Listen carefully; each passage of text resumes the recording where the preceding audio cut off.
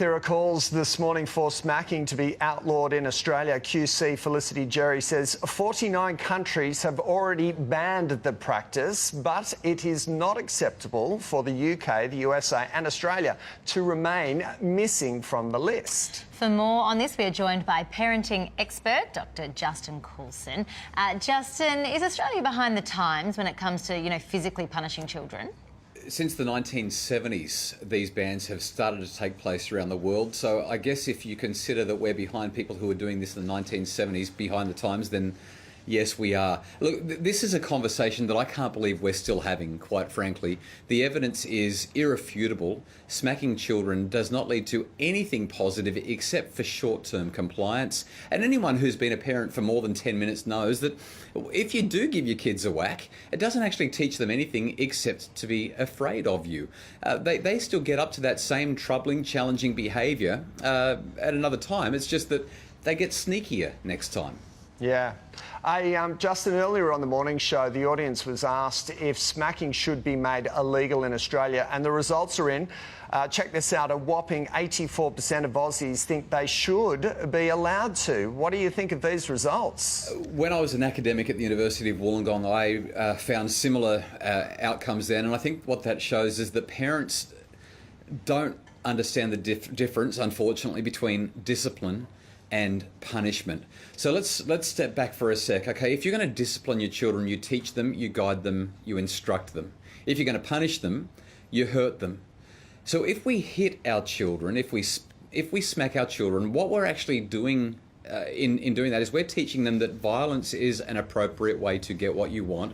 We're teaching them that if you're bigger, you win. Might is right. We're teaching them that they don't ever need to use anything called perspective or compassion or empathy or understanding, but rather all they need to do is say, I'm the big person and this is what I want. And I could go on and on and on and on and on. Ultimately, what this shows, sadly, you can tell a lot, unfortunately, about a society by the way that it treats its children, and this is just a very disappointing outcome.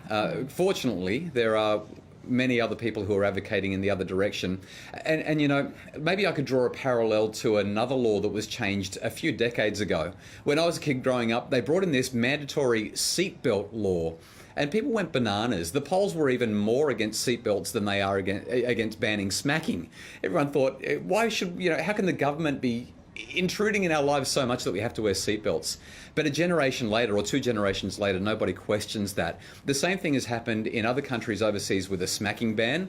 People have been incensed initially, but as that social norm changes, people look back and say, how did we ever let that happen? Yeah, I bet. Justin, what is a more effective way of disciplining children then?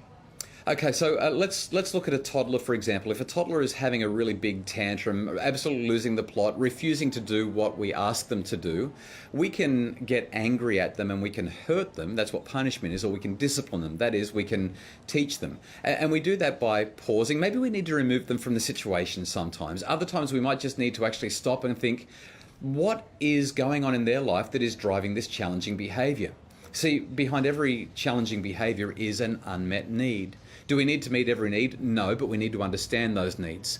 And when our children feel safe, that is when our relationship with them is good and strong, they become remarkably compliant. And so we explain what we want. We explore how things are for them, and then we empower them to do the right thing. You can do that with toddlers, you can do that with teenagers, you can even do that with your spouse or partner. It's a pretty simple process, it's basic psychology, but it means we have to work with our children rather than doing things to them. Yep. Justin, I've got toddlers, a 3-year-old and a 1-year-old, and I've taken on your advice, which you've given me in the past, and I can tell everybody at home, it works. It was great advice. Of course it does. Because we were in that situation, it was tantrums aplenty. Remove them from the situation, listen to them, have a bit of understanding, tell them to breathe, and they come back around. Tom and Sarah, maybe one more really quick point, and I know that we're almost out of time, but if I could just say this. Those who think that it's okay to smack a child, it's not okay for me to hit another adult. It's definitely not okay for me to hit a woman. I'm not even allowed to kick my dog. Now, if we're talking about a toddler, for example, I'm at least twice the height of a toddler. I'm at least 6, 8, maybe 10 times the weight of a toddler. How is it right for me to do that to a defenseless tiny child, even if it is just a tap. It's not on. We've got to do better for our kids. Yep, too Absolutely. right, mate.